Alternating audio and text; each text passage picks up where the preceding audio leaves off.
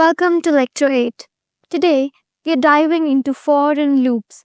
These loops are incredibly versatile and perfect for iterating over sequences like arrays, ranges, and even strings. Let's explore how they work.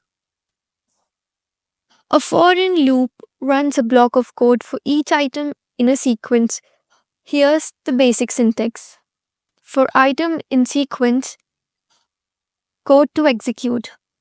Think of this code as it is saying, for each item in this sequence, do something. Let's see this in action with an array. Let fruits equals apple, banana, cherry. For fruits in fruits, print I love fruit. This loop prints a message for each fruit in the array. Here's another example using a range. For I in 1 to 5, print number I. This loop prints number from 1 to 5.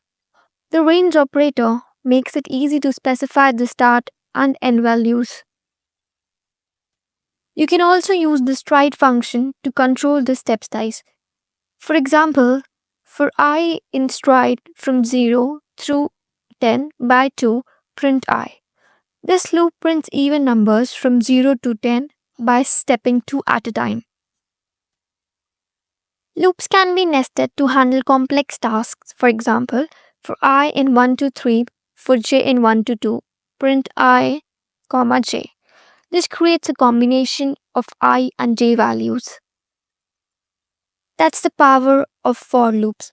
From iterating over arrays to working with ranges and strides, they are incredibly useful.